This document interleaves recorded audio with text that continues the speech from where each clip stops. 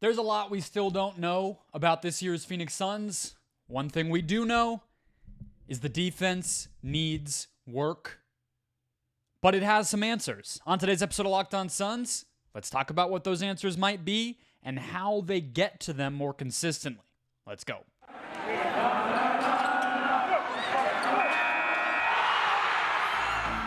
You are Locked On Suns, your daily Phoenix Suns podcast. Part of the Locked On Podcast Network, your team every day.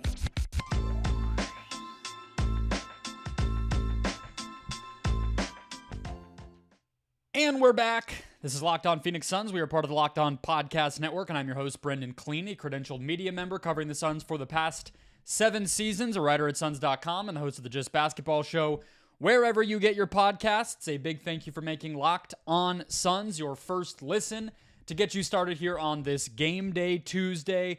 Suns in Portland to take on the Trailblazers and DeAndre Ayton. We're free and available everywhere, including YouTube. So if it's your first time finding the show, hit follow, hit subscribe, get an episode in your feed every single Monday through Friday. Become an everydayer and get locked onto the Suns right along with me Monday through Friday all season long. Today's episode is brought to you by Gametime, the best place to buy any ticket. Download the Gametime app, create an account, and use the code LOCKEDONNBA for $20 off your first ticket purchase. More from them later on in the show, but let's get to it. The defense is the subject of the show today, and there's nothing like playing the Washington Wizards, even though it was a little dicey there in the first 34 minutes of action at home on Sunday night. It still helps to play them in order to lift your defensive rating up. And so the Suns did improve. They improved their defensive rating from about 117 to about 115.5 last night, and we'll parse those numbers a little more deeply as we go, but let's just say I'm treating the defense as a continued concern, and I think the Suns are as well. And so I wanted to dig into what exactly that all looks like right now and what the fixes might be and what the fixes might mean to this team. So that's a lot to get to, but I promise you I got a lot for you to make sense of it. Let's start with the basics, okay? What exactly are the Suns good at? What exactly are the Suns not so good at? I think that the problems, even though you've heard me say them a bunch of times, are pretty consistent. They are not taking away the paint, they are not forcing turnovers, and they are not defending in transition. Now, I know a lot of people get frustrated about the rebounding. I tend to see that as somewhat random, somewhat a byproduct of how small the Suns play, and overall, not the biggest problem to me. I think it's overblown how many games the Suns have lost just by rebounding problems this year. When you look at all those other issues as well. If the Suns were to clean up all the other stuff I just said, I don't think we'd be talking about rebounding as much. And even statistically, the Suns are 19th in terms of opponent offensive rebounding rate. That's not good, but it's also not awful. So I don't consider it a primary problem here. But to go over the rim numbers again, the Suns are 20th in the NBA in terms of allowing teams to shoot at the rim, and they are 23rd in the NBA in terms of how efficient teams are against them at the rim. They are still getting fairly lucky on opponent three-point percentage, including from the corners. Corner threes. Nobody is making corner threes against the Suns. I don't expect that to necessarily continue, at least at the clip that it's been at. So things are even being propped up a little bit more by that for this team. But let's be a little bit more specific about who has been working and who has not been working when it comes to the defense. And where I'm going with this is Josh Okogie. Josh Okogie and Jordan Goodwin, I think you could say. But here's a few numbers for you. The Phoenix Suns are being done in by their point of attack defense. I think there's no question about that. But the personnel is also constantly evolving, one, but I don't think anybody has it's not as if there's leaky point of attack defense and then all the other stuff has worked, I guess might be the best way to say that, right? Nobody on this Suns team, outside of 3 players, has a positive defensive estimated plus minus, which, as I always say, is by no means the only story that you would need to take into consideration when you're evaluating a defender, but it's a good data point to consider. And Josh Okogie is in the top 10 percentile among all NBA players in terms of his defensive impact. When he's on, when he's off, what he does when he is on, forcing turnovers, opponents scoring less, all that stuff shows him that way. The only other 2 guys who are in the positive there, well, I think Kevin Durant's like plus 0.2, so we can count him in there too. I believe Booker and Jordan Goodwin are both 0.0. There's a lot of guys right in the neutral area, but the only 2 other positives besides Okogie are Yuta Watanabe and Keita Bates-Diop, who are not currently in the rotation and who I don't think, because the sample is so small, I fully trust those numbers. But the Okogie situation it's undeniable. It is clear that it is making an impact. And so why? Well, one, it's not really statistical at all. I don't need to give you numbers. The Suns' point of attack defense has been a problem. I've already said that in this segment. You know it watching the team. Just in the past few games alone, we saw De'Aaron Fox go for 34 points. We saw the duo of Cam Thomas and Spencer Dinwiddie go off in the fourth quarter. We saw Jalen Brunson score 50. We saw Tyus Jones even have a fairly solid game, but really especially the first half, even on Sunday night. It's an issue. And, just looking up and down the Western Conference, we already saw what Jamal Murray can do when you don't have an answer for him. John Moran is coming back. Steph Curry is still at his apex. Shai Gilgeous-Alexander did a number on this Suns team already. Right? So that problem needs to be solved. Josh Okogie helps solve it. The Suns' defense this season is 6.1 points per 100 possessions better when Okogie has played. That is the best mark on the team. Jordan Goodwin is minus 5.1, as in minus being better because it's defense, allowing 5.1 points fewer per 100 possessions when Goodwin plays. And then Yusuf Nurkic is actually third, which we can dig into. But that's what the numbers show Okogie's impact to be. But even more simplistically than that, what Okogie also does besides help the point of attack defense is he forces turnovers. And this Suns defense is forcing turnovers at the fourth worst mark in the league. They do not create mistakes for their opponent. They do not disrupt their opponent. And to me, a lot of those 2 things are very connected, right? Because you're not going to force a turnover by contesting a jump shot really well. You're not going to force a turnover by, even a nice rim contest. You're going to force a turnover by taking the ball away. I mean, it's in the very nature. So you're either going to force a pass from the player who has the ball and then steal that pass. You are going to pickpocket the guy who is initiating the offense. You are going to force a travel or a charge by being physical, right? These are all things that you do to the player who has the ball. And so you have to have point of attack defenders in order to force turnovers. Those things are connected, and Okogie solves them both.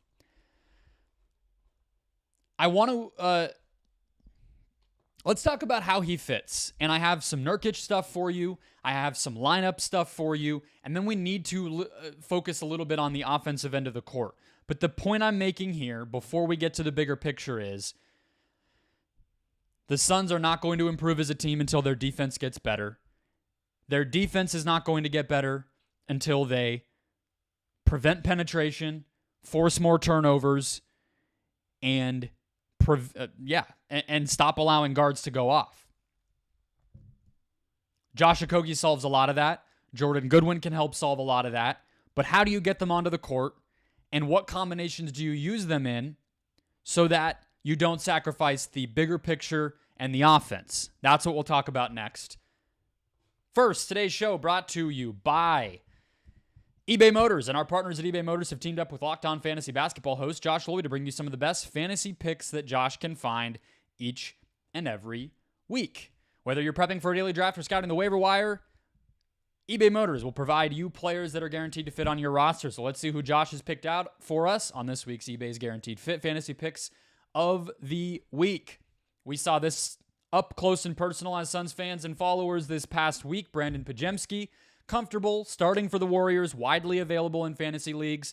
Tari Eason has really picked it up lately because the Rockets badly needed depth, and he has proven himself. He does a lot in terms of the box score. Grayson Allen, Suns fans know how useful he is. He is probably going to be the long-term starter while Bradley Beal remains out. Should see strong minutes, increased usage. James Wiseman is playing backup center, but he may even be starting with Isaiah Stewart now hurt as well, and Jalen Durant still on the bench in Detroit. And Malachi Branham starting for some reason in San Antonio, doesn't turn the ball over, and makes threes a little bit more lately. Josh Lloyd from Locked On Fantasy Basketball can help you win your fantasy championship, and eBay Motors knows a championship team is about each player being a perfect fit, and they believe it's the same with your vehicle. I've used eBay Motors multiple times. You know that. I have used it for a sunshade that you flip down with the mirror in front of your eyes, which of course is very vital here in the Valley of the Sun. I have bought a wheel cover, which blasted off of my wheel for some Lord knows what reason in downtown Phoenix once upon a time, and eBay Motors was legitimately the only place I could find it for something cheaper than the crazy dealership prices. They were the only ones, but they had it. They had my back. With over 122 million parts for your number one ride or die, you can make sure that your ride stays running smoothly, whether it's brake kits, LED headlights, roof rack, bumpers. Whatever your baby needs, eBay Motors has it. And with eBay Guaranteed Fit, it's guaranteed to fit your ride the first time, every time, or your money back. Plus, at these prices, you're burning rubber, not cash, so keep your ride or die alive with ebaymotors.com. eBay Guaranteed Fit only available to U.S. customers. Eligible items only. Exclusions apply. Let's keep it rolling here. More on the defense. First, want to remind everybody to sign up for Locked On Suns Insider Text Alerts, where I go on Twitter, Google, Reddit, so you do not have to. Give you my instant reaction to all Suns news and rumors, exclusive game day content and observations, photos, videos, and more when I am covering games and practices in person and once per week. Outside of the weeks when Bradley Beal gets hurt and blows up my plans, video breakdowns with a private link sent directly to your phone that only you can watch as a subscriber. Plus, you can respond directly to me, engage, and get one-on-one conversation. Join the Locked On Suns Insiders now and be in the know all the time by clicking the link down below in the show description, whether you're on YouTube or listening on an audio platform. That link is down below in the description. You can also visit joinsubtext.com/LockedOnSuns to sign up. That's joinsubtext.com/LockedOnSuns, or click that link below to sign up for the Locked On Suns Insider Text Alerts. Alrighty, Jusuf Nurkic. I want to revisit a number that I have put out to you frequently on this show, and it's not going in the right direction, okay?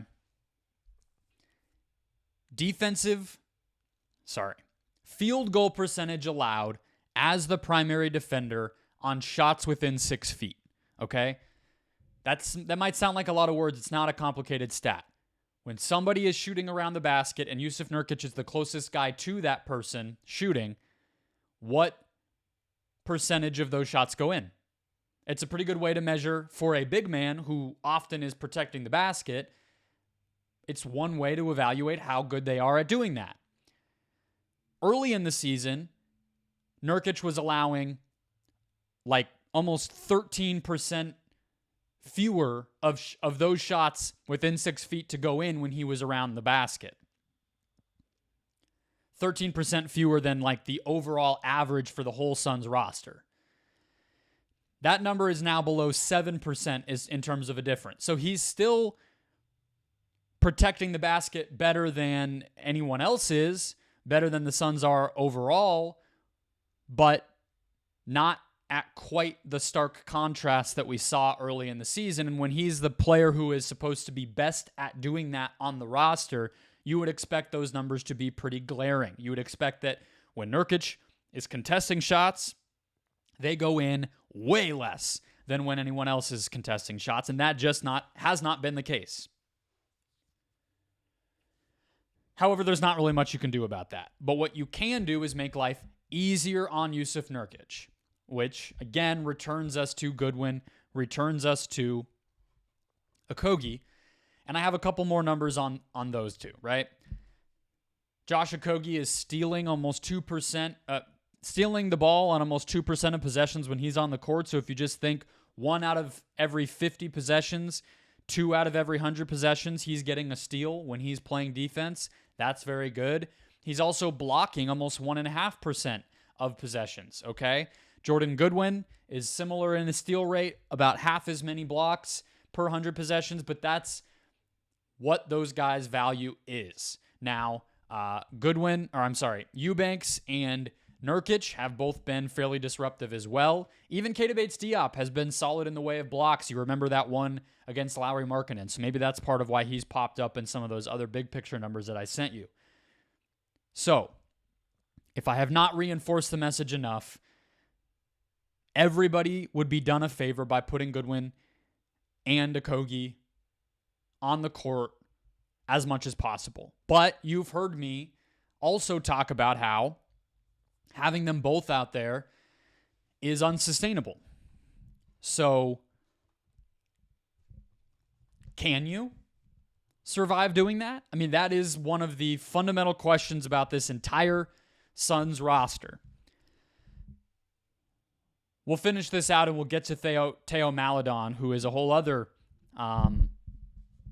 addresses a whole other sort of issue with the Suns to a degree, but also I think is somebody that they're going to hope can play some point of attack defense as well. But when I ask you again, do they need that? Maledon, Okogie, Goodwin, whoever. Do they need that? Every number I've thrown your way so far suggests yes. But I want to bring up something I've also been keeping an eye on that I've also been telling the everydayers who listen to this show pretty consistently as well, and return to that. And what that number is the net rating of the Suns' best non-Beal lineup that also has not played very much together, which I've pointed out a lot, is another reason the Suns have not been at their best this year. It's not just Beal, but Allen, Gordon, Booker, Durant, Nurkic, that five-man unit, we finally saw it again on Sunday night against the Wizards. Prior to last night, I believe it had only played 89 minutes together. It's now up to 101 minutes played, and it is outscoring teams by 24 points per 100 possessions. That is elite. That is the type of number that would tell you that the Suns' offense being part of its defensive solution is kind of a legit argument. That the way that this roster came together, especially once they finally traded DeAndre Ayton, is still what their identity is first and foremost, which is that we are going to score at such an incredible mark that it won't really matter who personnel-wise is on the court for us, as long as we limit our mistakes, play veterans, play big-ish lineups, and execute. I'm not going to pretend to have scoured the tape of that five-man unit defensively to see if it's less mistake-prone than other five-man units. I'll try to watch for that in the future because I think it matters, but it's only been 101 minutes. Allen, Booker, Nurkic, Gordon, all of those guys have made consistent defensive mistakes all year, but these numbers show that something's going right when that's the case. But a big part of that is the offense. The Suns, with that five-man unit out there, have scored at a 130.4 offensive rating clip. That is miles above the best offense in the NBA, which is the Philadelphia 76ers, and significantly beyond the Suns' offensive rating, which is only 117.3 so far this year. So maybe they don't need Okogie and Goodwin. And maybe what Okogie and Goodwin put together out there is too limiting. Let me throw one more lineup stat at you as you follow me through this argument. When Jordan Goodwin and Josh Okogie have been out there together this year, the Suns only have a 110.4 offensive rating, but they have a 90.5 defensive rating, which is absolutely insane. Opponents have been missing a bunch of threes out there, though, which is part of the problem. Still, that's elite. I think that the rule needs to be continue to not play them together, but I think both have to be in the rotation. I'm giving in on that, okay?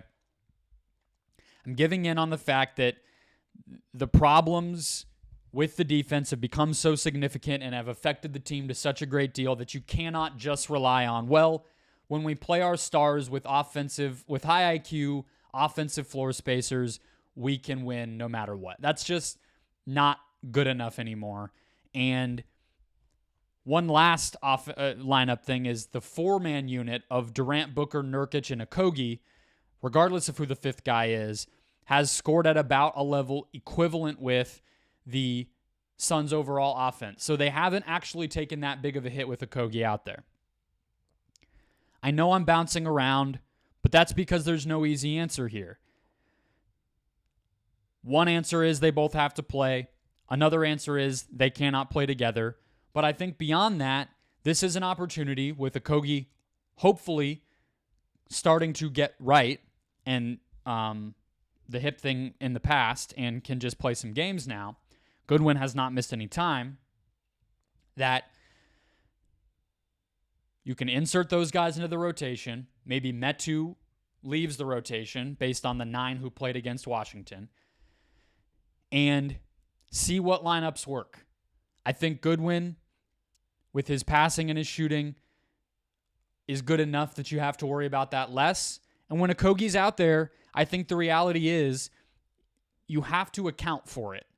You cannot just hope that Okogie makes the right decision when he has to freelance or when he's put in a bad spot. Teams want him to get the ball. They want him to shoot. And whether that's using him as a screener, the same way that we've seen them use Goodwin as a screener, something that they were not ready to deploy against the Denver Nuggets last year when Jokic was guarding Okogie, and that's a part of why Okogie got benched by the end of that series. Is it using Okogie as a dribble handoff player? Or we already know they encourage him to crash the glass, but there has to be a balance because the offensive personnel is not executing defensively enough. Maybe you can think of it as some training wheels or some handcuffs if you want for this roster. If they had played well enough defensively with those guys off the court or while those guys have been injured or out of the rotation at various points, we wouldn't be talking about this. But they have to because that's where they're losing games right now. And if they want to be much more above 500 than they've been able to be, that's where they're going to have to look. It'll make Nurkic's life easier. It'll help their transition offense. It'll help their transition defense to have disruptors like those two playing heavy minutes, getting chemistry with the best players, and making it work on the other end as well.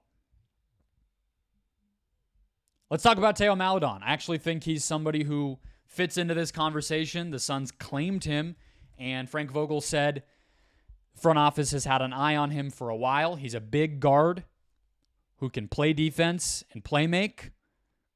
What does he tell us about this Suns roster? We'll get to that next. First, today's show brought to you by Gametime, the best place to buy a ticket no matter what the event might be. I love Gametime. And Gametime is the fast and easy way to buy tickets for all sports, music, comedy, and theater events. What they do is take all the stuff you hate about buying tickets elsewhere and basically do the opposite. They have flash deals with just discounts. They have zone deals on a certain area. But best of all, they have a lowest price guarantee, meaning that they'll refund you if you find something in the same section and row. Event cancellation protection, if something were to not happen, and job loss protection to back you up personally. They're obsessed with finding ways to help you save money on tickets. Gametime has deals on tickets right up to the start of the event. Flash deals and sponsored deals for all sports and shows with zone deals. Again, you pick the section, Gametime picks the seats, and you can get an average of almost 20% savings when you use that offer as well. Take the guesswork out of buying tickets with Gametime. Download the Gametime app, create an account, use the code LOCKEDONNBA for $20 off your first purchase. Terms apply. Again, create an account, redeem the code LOCKEDONNBA for $20 off your first purchase. Download Gametime today. Last minute tickets, lowest price, guaranteed. All right, let's close out the show. Theo Maledon played a decent amount for the Charlotte Hornets this season. 13 games played, 15.4 minutes. They obviously have had a lot of injuries over there with LaMelo Ball being out and otherwise. But they just have too many bodies, and they're not really in a position of trying to win. So I'm not sure who they're signing to a two-way to replace him or whatever. But the point is, 2 years in Charlotte, 2 years in Oklahoma City, he has been an impactful defensive player. He's 6'4", has a solid wingspan, and is a little bit more experienced than the typical 22-year-old because he played professionally in France for several years before becoming an early second-round pick in 2020. He tallies up steals, and offense has always been the question for him. Now, the teams overall have performed worse defensively when Maledon has been on the court, but he's been a bench player, a small role type of guy. I think he has the tools to be effective on that end, but again, offense has been the issue. This is the Suns' third two-way player, so they don't have any more of those slots unless they were to cut someone else. I'm a little bit surprised that they would go this route of this type of guy because Saben Lee is a fairly similar type of guy, somebody who is a defense-first guard who struggles to shoot. So maybe they could cut him. We'll see. But the other thing that Maledon does is that he can dribble the ball. On his career, he has nearly a 2-to-1 assist-to-turnover ratio, and he is experienced, right? Like, this is not somebody who I necessarily think will play. I think that he, especially after Vogel telling us that he was sort of the apple of this front office's eye for a while, that they're bringing him in to see what he has in the future, even though he's already 22. But it also sort of tells me that they know, whether it's this year or in the future, that cost-effective ball handling and point-of-attack defense is what they need. So I guess I end the show this way to sort of pat myself on the back a little bit, as obnoxious as that might be, because I think that they agree with what I said the first two segments. Let's put it that way, right? They understand that this is their biggest need, and I would not be surprised if instead of a, Bol or even Keita Bates-Diop minutes at the end of some of these games in certain blowouts, or if there's foul trouble or more injuries that come up, I would not be surprised if they try him out, because as much as, yes, he's a project, he's on a two-way, et cetera, you also don't go out of your way to claim somebody off of waivers and then not bother seeing what they have. I guess Monty Williams did that from time to time, but, besides that, Vogel has shown a willingness to see what he has, and I think they will do that here. And we might see some good impact because they need what he brings. All right, point made. That'll wrap us up for the day. Enjoy Suns Blazers. I'll be back with a recap show Tuesday night after the final buzzer. Don't forget to sign up for Locked On Suns Insider text alerts to get my thoughts on all things Suns. Stay in the know and let me analyze everything so you don't have to be looking. Talk to you guys later tonight.